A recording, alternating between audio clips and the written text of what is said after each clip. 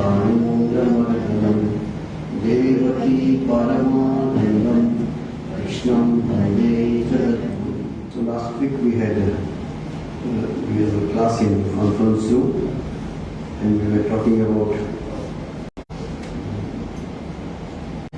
the different names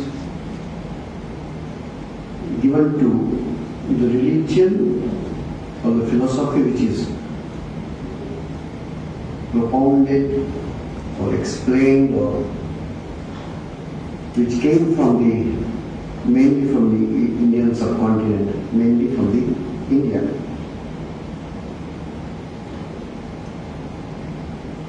As we know, as we heard, or rather as we discussed last Sunday, that the word Hinduism is not coming from our own scriptures. There is no word called Hindu.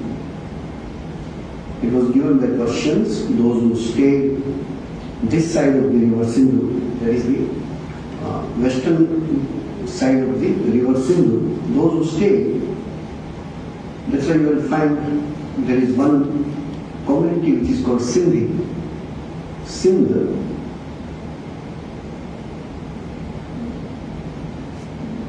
came also from the river Sindhu. So, the Hindu, the word comes from there.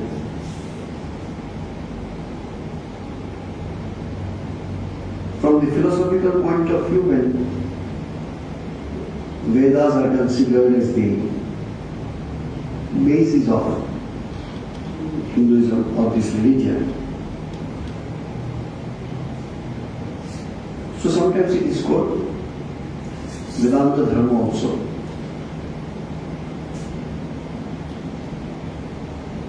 But its original name is Sanatana Dharma, eternal religion. Why it is eternal?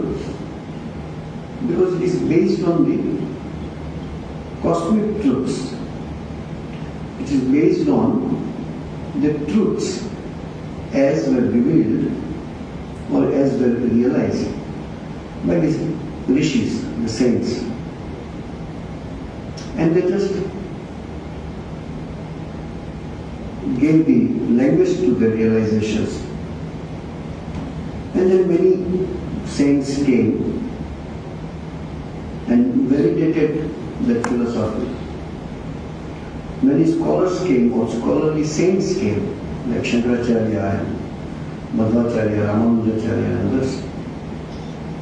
And they established and re-established these Vedantic truths which are depicted in the Upanishad. Now Upanishads are part of Vedas. When you say Vedanta, Veda, Anta. Anta always doesn't mean only the end. Also the pinnacle, the climax, also is called Anta. So, since the Upanishad comes at the end of the chapters, mostly it is the end of the whole chapter. Secondly, the main philosophy which comes out is called Vedanta. So it is not that at the end of the chapter you find some shlokas, but these Vedantic truths are scattered everywhere in the Vedas. So it is said that if you take the sesame seed, whether you press the top part or the below part or the center part, the oil will come out. So the oil is everywhere in that sesame seed. That example is given in the later on by the scholars. That Tileshu Tailavat Vede Vedantam Supratishthitam. As the oil is everywhere in the sesame seed, in the same way, Vedanta or the philosophy of Vedas is scattered everywhere in the whole Vedas. So, this Sanatana Dharma has a flexibility. It takes it takes different forms in different places. All these sects of Hinduism all eventually believe in that. Of course, there are many other scriptures. There are agamas. You may have heard the name called agama and nigama. It is the conversation or the dialogue between Shiva and Parvati. Parvati is a goddess, then Shiva becomes a student. Shiva as a lord, Parvati becomes a disciple. So they ask questions to each other, and from these two perspectives, the truths are depicted, same truth. Again, if we read the other group of scriptures, the Puranas, there are total 36 Puranas. 18 are big Puranas, 18 are small Puranas. What is Purana?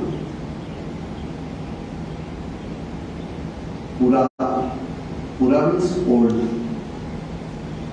The word Puratana, you may have heard. Pura means in the past. And Na stands for Nava, or the new. Though it is old, but it is as good as new, because you can interpret in your day-to-day life even today. So that also definition is given. Purapi Nava iti Purana. Though it is old, but still it works like a new. So it is called Purana. So these are other type of scriptures. Then there are two great epics, Ramayana and Mahabharata. This Ramayana and Mahabharata cannot come closer to this Agama, Nigama or the Vedas. In the hierarchy, they are quite low. But because it is easily understandable, that's why it becomes popular. What becomes popular? That which is understandable by everybody. If a handful of people understand, it cannot be called popular. So Bhagavad Gita became popular, which is considered as the essence of the Vedas, even by Shankaracharya. Shankaracharya defines Bhagavad Gita as Sarva Vedanta Sar Bhuta Sangraha. It is compilation of the truths depicted in the Vedanta or the Vedas. So you have this writing, and there are many other scriptures. We are not telling scriptures written by whether Shankaracharya or other saints. No, we are not telling about that. The traditional scriptures, which are considered as the source for people, for the monks, for the sadhakas of that sect or that lineage.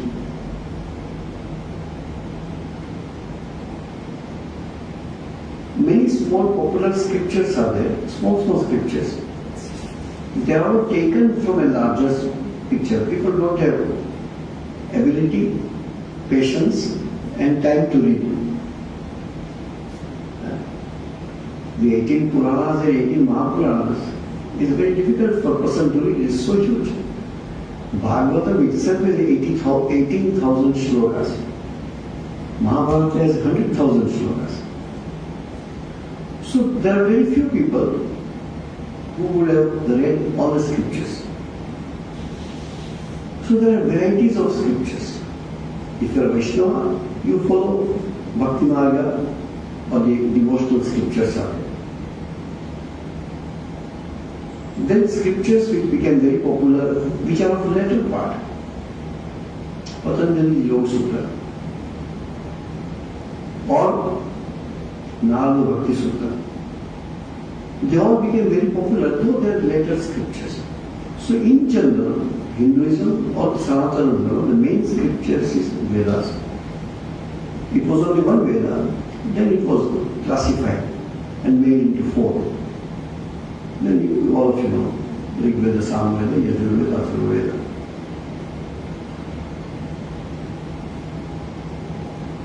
What these Vedas contain? Vedas have hymns for different gods and goddesses. It has some part which is Karmakanda also, which is told how to do what to do.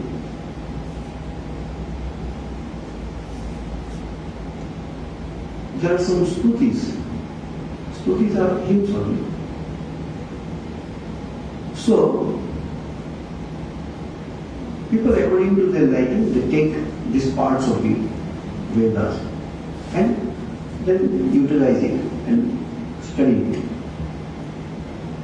So, why this Hinduism is called Sanatana Dharma? Now there is a way of telling. Most of the religions say so. Though we know that those religions came about in the recent history, 1,000, 1,500, 2,000 years. But they also talk in the same manner. Muslim belief, though Islam as a religion was started say 1,400 years before, but even before that, everybody is born Muslim. The spirit comes from this. Spirit comes from this. Christians also many believe, though Christ was born 2023 years before, but even before that, everybody is born Christian. There is no Christian as a religion, or Muslim Islam as a religion, or Hindu as a religion. But everybody is born with that same spark of God that they want to say. A simple truth which Sri Ramakrishna gave the life and lived the life for that truth, that itself is so difficult for people to accept. That whom you call Allah, whom you call Krishna, don't think Krishna as a historical person. When Krishna Tattva or the Krishna as a reality is the same. What you call Sri Ramakrishna saying, you will find in the Gospel many, many times, which the people studying Vedas say as Brahman. Same truth is told by Vaishnavas as Krishna. Same truth is called by different religions as different realities. If that is the only way to come together. Otherwise you can talk of harmony, but harmony will not take place. We talk about harmony, but inside we don't accept each other. So, the truth is one. That's what Vedas says. There was no name of God given. The truth is one. Ekam Sat Vipra Udavadhanti. The truth is one. Sages call it by different names. Sages not only of Hinduism, any religion, all the saints, they call the truth by their own way, different names. Sri Ramakrishna's famous example, that people of different country call the water by different names. The name could be different, but that doesn't change the water itself. Water remains the same. Here we are, few of us are sitting here. Everybody calls water in their own way. Correct? It could be jal, it could be pani, it could be aqua, it could be H2O, it could be tanni, any nila. Different names are there. But eventually everybody is signifying the same water. Sri Ramakrishna says in the same way. It is God is the same. Only one problem is, which we tell as much as we can say, that if the religion doesn't have a goal, if the individuals, those who are religious practitioners, do not have a goal to realize that truth, who is God, what is God?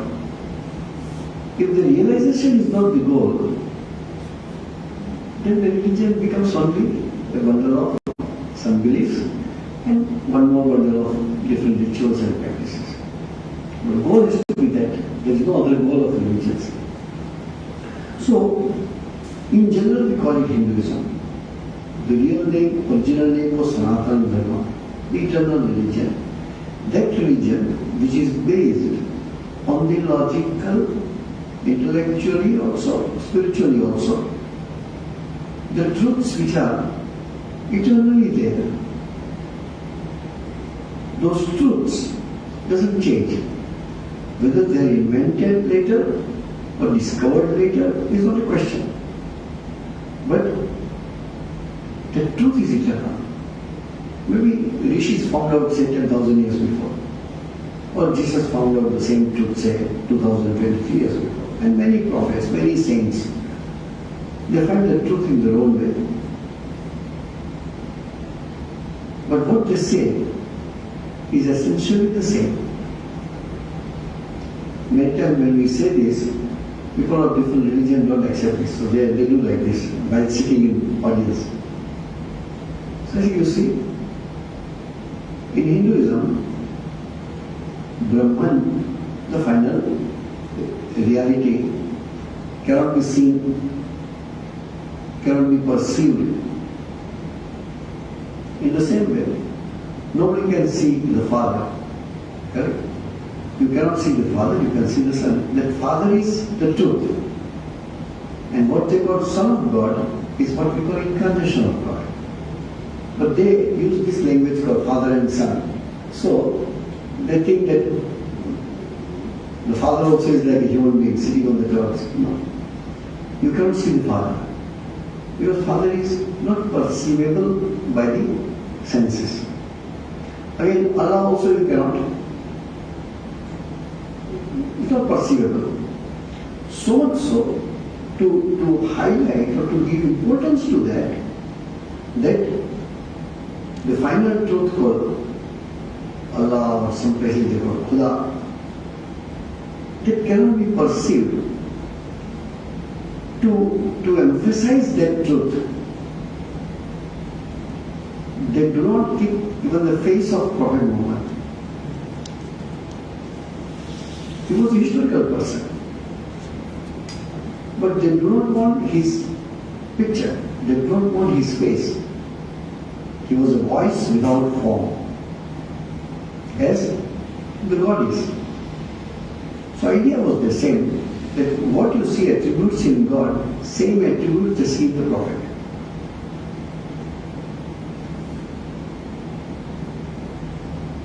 Jesus they worship. Jesus they worship. Again, Father cannot be seen. Only you can see the Son. So that is much like Hindu concept. Like you cannot see the Brahman, but you can see the incarnation. Incarnations are born. There's before and after Jesus there was nobody. It is only the Hinduism says, of course Jainism also says that Tirthankara comes one by one. There were 24 Tirthankaras.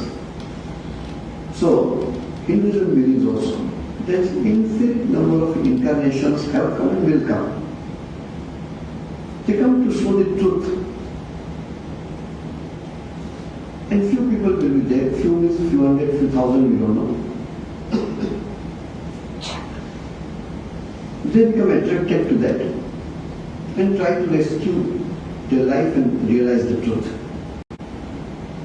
Again the time comes, it comes in a different form. Then again some people will be attracted to that, and those who are devoted will get chance again, and they get attached to that form of God.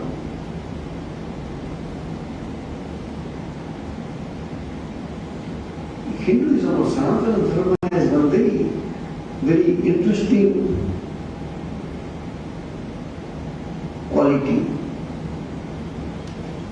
Even the truths are there in the Vedas or in Bhagavad Gita or in other scriptures. You have a right to argue.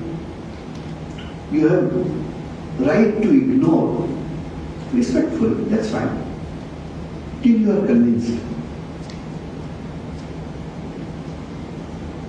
Hinduism and many other religions, they give permission for argumentation, permission for inquiry. Many religions don't give. They say, no, you don't need, you don't understand why you ask a question. I am telling you, just accept this, just believe this, and carry forward. It has its own advantage that you don't waste time in your doubting mind. You don't waste time behind that. But again, you cannot be wholeheartedly convinced with that. So they keep doing practice which could be mechanical if you are not convinced about it. But Hinduism believes, Bhagavad Gita there is a shloka called Tad Viddhi, know that, pranipatena, by paying respects, by going down to person who knows, pariprashnena, even by asking questions, sevaya, or by doing service to the acharya, service to the guru. So there are many examples are there for all these three. People ask question and got the answer and got convinced. Some people, individuals, they were very devoted to their guru. Purpose was very clear that I want to know the truth, but I don't understand the scriptures. They don't need to. By sheer service to guru, you know, there was a Kotakacharya, who was a disciple of Shankaracharya. Shankaracharya is taking class, all the disciples are sitting. Shankaracharya is waiting. So one disciple told, for whom you are waiting? No, that fellow will come. Padmapada will come. So they all started laughing. That you are waiting for the one who is a fool. He doesn't understand scriptures. So Shankaracharya was not happy that they consider just because he is illiterate, you have no right to consider him as a fool. By the grace of Guru also, he can achieve what you are going to achieve by reading the scriptures. So from the other side of the river, Shankaracharya called him, hey, come. He just walked on the surface of the water, and wherever his foot touched the water, there a lotus came to support him. That's why his name became Padmapada. And when he came to Shankaracharya, he was spontaneously singing the praise of his guru. That's what we sing on Shankaracharya's birthday, Viditaki Shastras. So the disciples were astonished how he can spontaneously create a poetry. But it is possible by the grace of Guru. Look at Swami Samachittananda Latu Maharaj. By the grace of Sri Ramakrishna, absolutely illiterate, have not read scriptures, serving Holy Mother, serving Sri Ramakrishna, devoted to Sri Ramakrishna, was a maid servant, was a helper in the house of Ramchandra Datta, who was a doctor. So, Ramchandra Datta's wife will make sometimes some dishes and say, okay, hey, Latu, go and give it to Thakur, that is Sri Ramakrishna. So he will go from all the way from Katmikachi to Dakshineshwar to give that food prepared by the wife of Ramchandra Datta. So Sri Ramakrishna saw his boy. After some visits, he asked Ramchandra Datta, from where you got this boy? He says, he has so many spiritual traits. And then slowly, the boy started staying there and became a saint. In English, there is a beautiful book, or Chetanand, how a shepherd boy became a saint. So this is how it happens. That's why in Hinduism, service to the Guru, surrender to the Guru, is also a means. But just by doing that, you have to have this one-pointed nishtha, one-pointed devotion for that. And Sanatana Dharma, the application of this religion, it seems it is useless nowadays, which used to be called Varnashrama Dharma, Varna and Ashrama. Chaturvarna, Brahma, Kshatriya, Vaishya, Shudra. Because of this caste system created so many problems. Caste system doesn't create a problem. The way we interpreted the caste system created a problem. Nowhere it is said that a Brahmin son will become a Brahmin, or a Kshatriya son will become a Kshatriya. So as we take the surname of our father, they started taking the varna of the father also. This was not true. Bhagavad Gita, there is a sloka, Chaturvarnyam Maya Seshtam Gunakarma Vibhagasha. I classified the people. You can classify. See, here people are sitting. Immediately we can say ladies and gents, two groups. Does it create a problem? No. Because ladies are ladies, gents are gents. Again, you can divide into them people with specs, without specs. By that, you don't become smaller or bigger.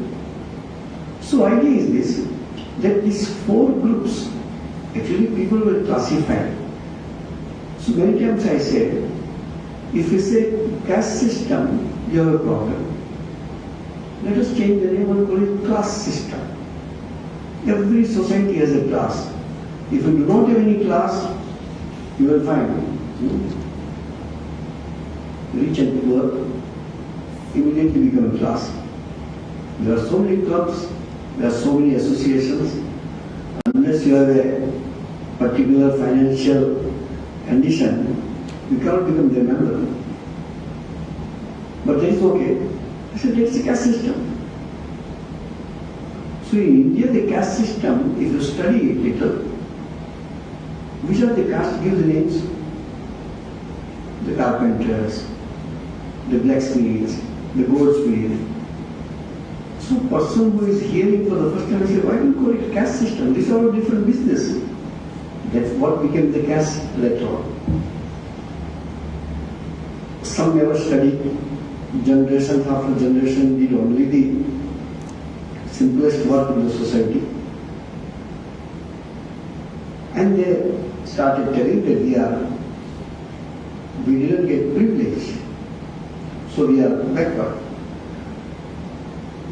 So in 1947, between 47 to 57, there was a list of people who can be considered as a backward.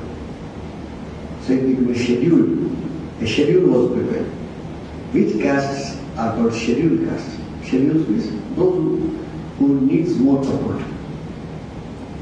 Here also you will find support is given to whom? Those who are financially not stable.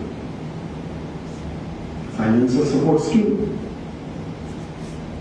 Every school has a financial support scheme. So, who gets? If the per capita income is less than this 1,200 or 1,400 per head income, you are eligible for this. So there is a class. Now can you call it a caste system? Government says, oh, these people are financially weak, so they are scheduled. These families are scheduled to become part of that. So like that become some scheduled tribes, some scheduled castes. They were enlisted and then given a special privilege. And that created a lot of confusion. There is one person who is not enlisted in that scheduled castes. So he comes from the general quota in school or colleges. And people from scheduled, those who are enlisted, they come for that special quota. So now quota is fixed. So it is say 70 and 30. So these 70% seats are filled according to meritocracy. So it started with 98, 99%, it came down to say 75%. You got 74%, you don't get admission. But these 30 seats, they are very weak in studies.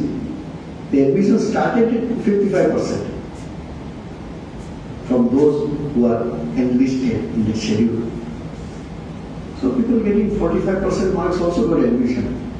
So the question came, if 45% gets an admission but 74% doesn't get admission. So all these things are social problems. Swami gave a beautiful solution to it long before all the schedules were prepared.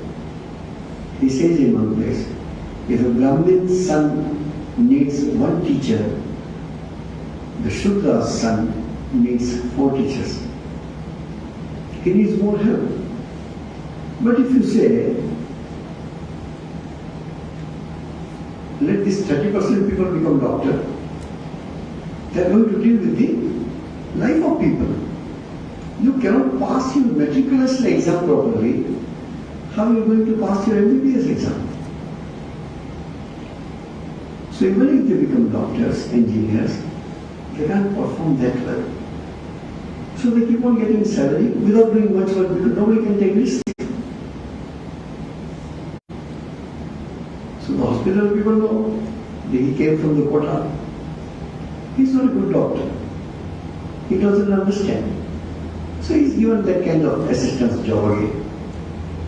So you do the same menial job, maybe in hospitals, as a doctor maybe. But you can't take responsibility. So it's not the person. There could be bright people also in that group. There is no question that there cannot be bright people. But this system was created. It was a classification. So there was a class. It's called Varna. Then there was an ashrama. Every individual passes through these 4 stages of life. Brahmacharya, that is student life. Garhasthya, householders or married people. Then come Vanapasthi. Those who are retired people but stay with the family. And then sannyasa. If he or she wants to completely withdraw and want to live a secular life, the arrangement will be there.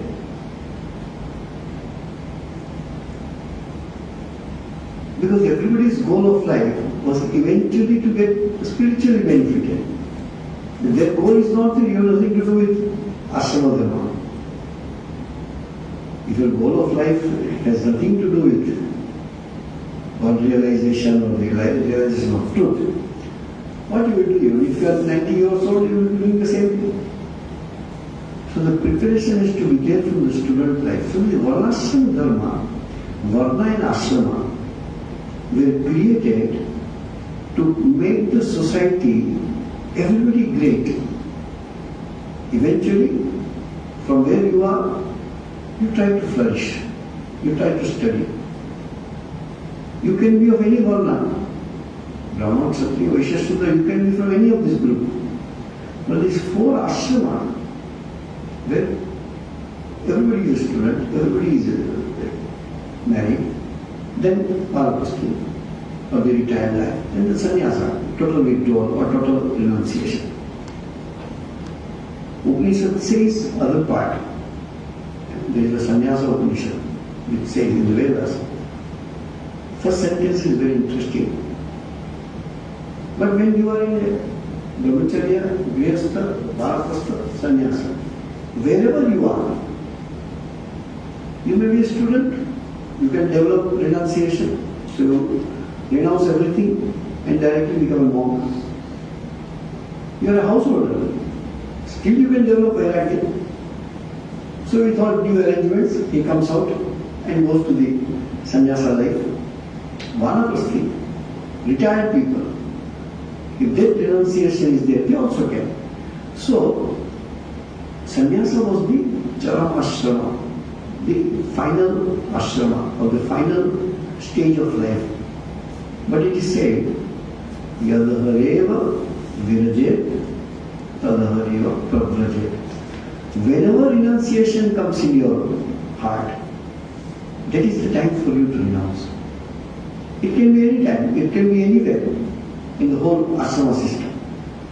So this whole varnashrama system was created, it was well planned. There was no classification to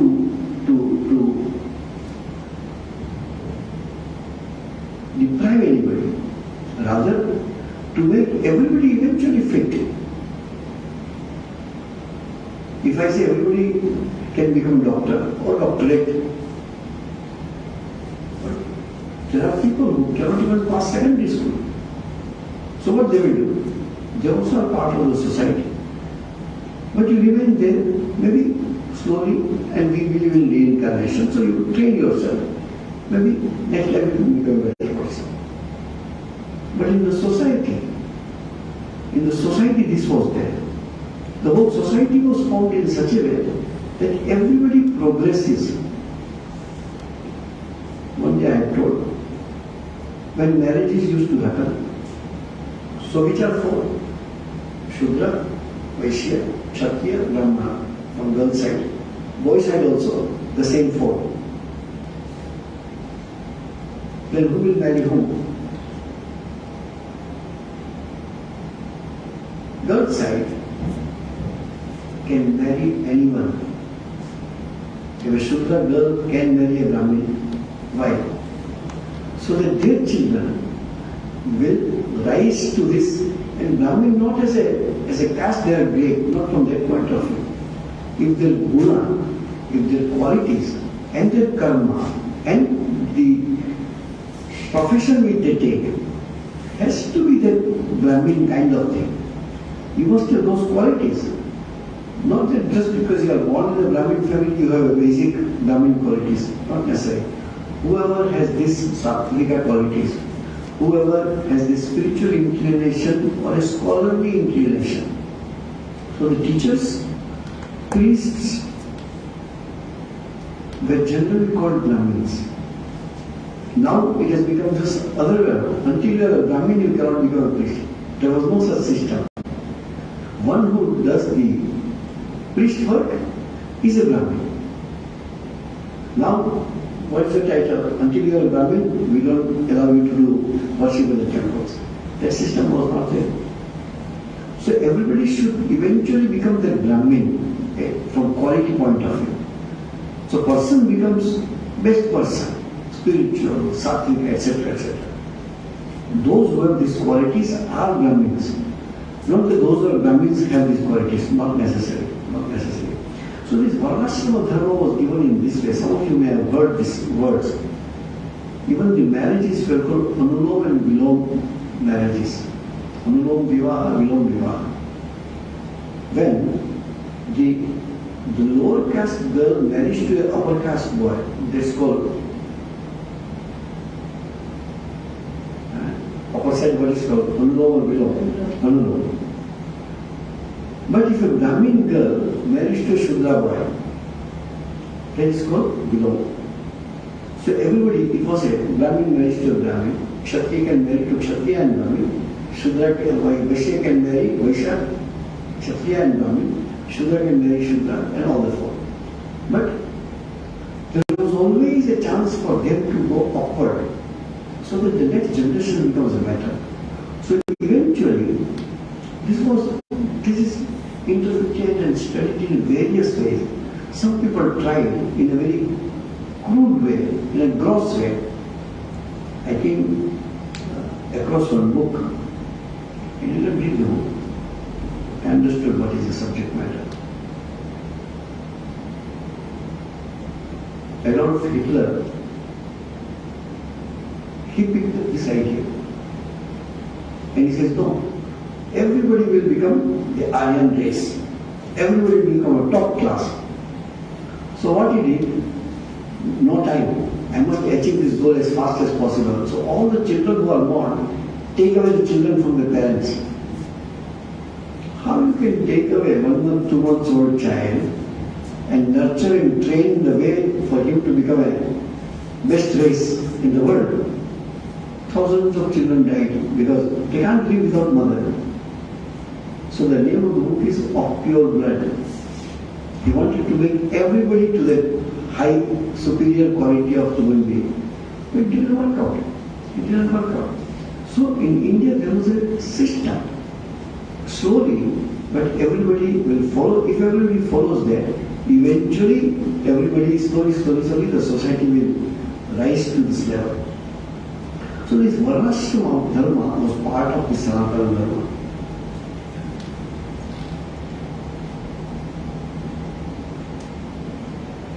Many people, when people fight in the name of religion, many people are just disgusted.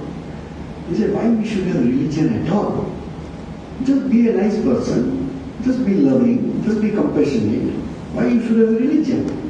As soon as religion is, I am a Hindu, you are a Muslim, somebody is Christian, somebody is Buddhist. There are many religions. So I remember to have addressing to a group of young boys and girls. This question came. Young boys, you say,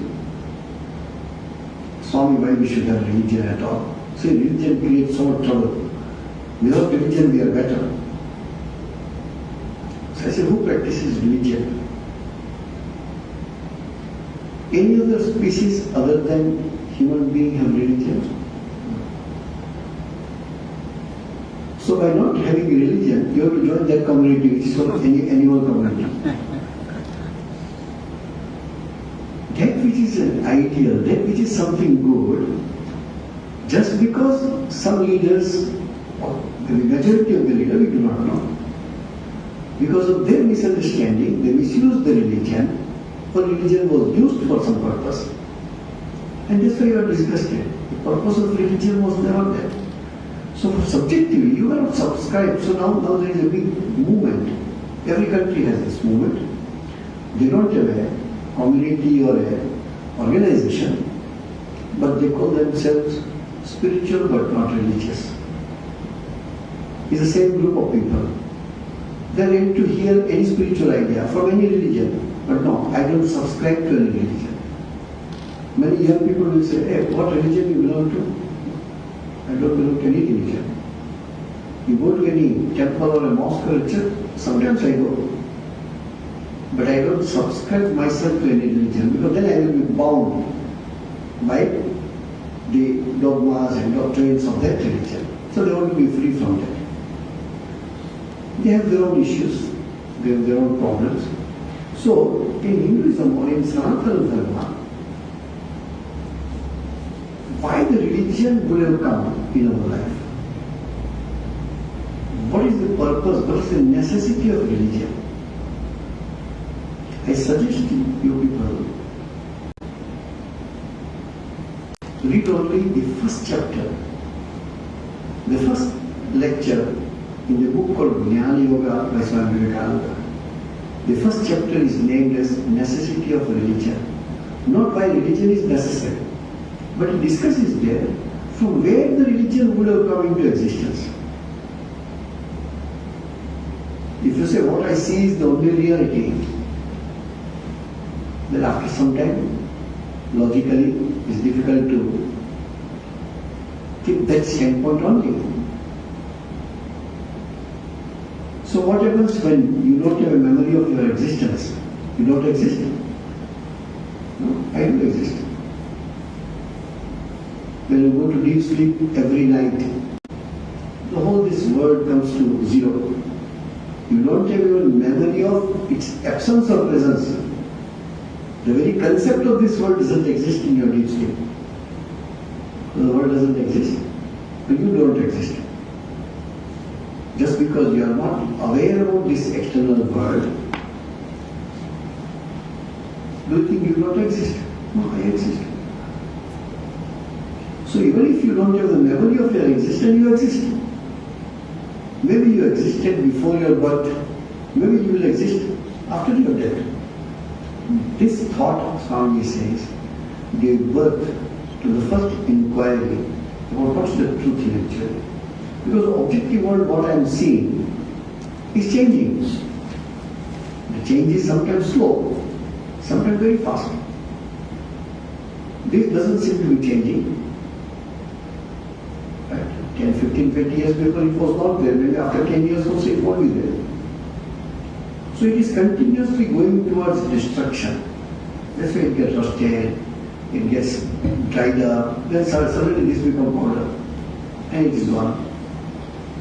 First it will lose this grace, then it will lose the strength, then finally all become powder. It may take some time more, sometimes it takes less time. So everything which we perceive is changing. Buddha realized this truth, and he gave a big dictum. Says, Sarvam Kshanikam Kshanikam. Everything is momentary. Everything, whatever you perceive, including your body. Nothing is everlasting or eternal. So is there anything eternal? Is there anything that sustains all these changes?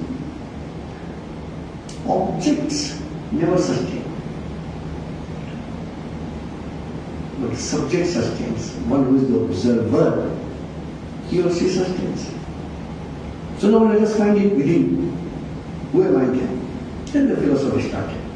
So this idea was there that religion would have come into existence for some reasons. 10,000 years before, 20,000 years before, maybe much more before that. And without knowing it, they talk the same way. Without reading the Vedas, the Greek philosophers speak almost the same truth. Or the Chinese, Confucius, etc., they speak the same truth.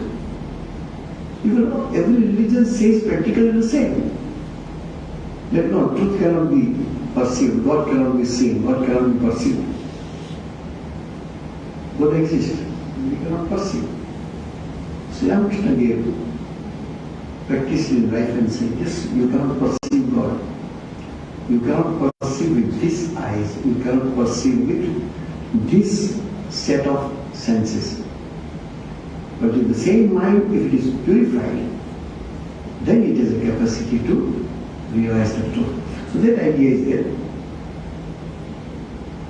This Sanatana Dharma has some typical characteristics. We'll take next time. So, for example, karma and reincarnation, beautiful discussions, beautiful observations people have, the scholars have, the sadhakas have, those who are spiritual seekers, they have. When it becomes a established, what do you call it,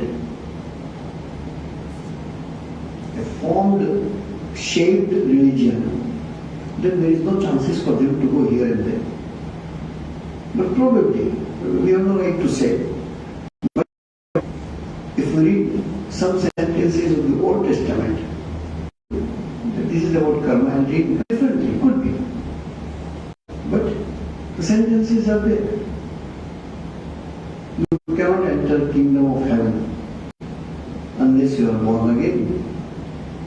That being born again could be when you realize. Because the vocabulary used is this. So could be. You have no quarrel with anybody. So, idea is this, that many people say that, oh, there is no scientific proof of reincarnation, why do you believe it? Since we discuss and talk in many places, I say karma and reincarnation is not a theory. Karma and reincarnation is a logical necessity to understand our existence. We all are different. Some are born with something good, some are born with something bad. You know people who are born autistic children, or maybe Down syndrome children, or people born with epilepsy kind of thing and all that. Why everybody is not born? Why everybody is born unique? Why they are separate? Some are born with. Already when they are born, their parents are billionaires. You just go to the richest kids in the world. Now itself they are billionaires. They are 4 years old, 5 years old. Because they will inherit the property. And there are thousands and millions born in the street. No nutritious food even, once a day. If this difference is there, how do you explain this difference? Oh, it's the wish of God. Then God must be crazy. Yes? Why God should think that he should not get the happiness in life, only she should get it? No. Then the karma came into picture. But that doesn't mean that they get karma, they are suffering, so let them suffer. If it comes in front of you, it is your good karma that you try to raise this, try to alleviate these people's problems as much as you can. So ideas are there, we'll take up next. Om Shanti Shanti Shanti Hari Om Tat Sat Sri Ramakrishna Arpanamastu.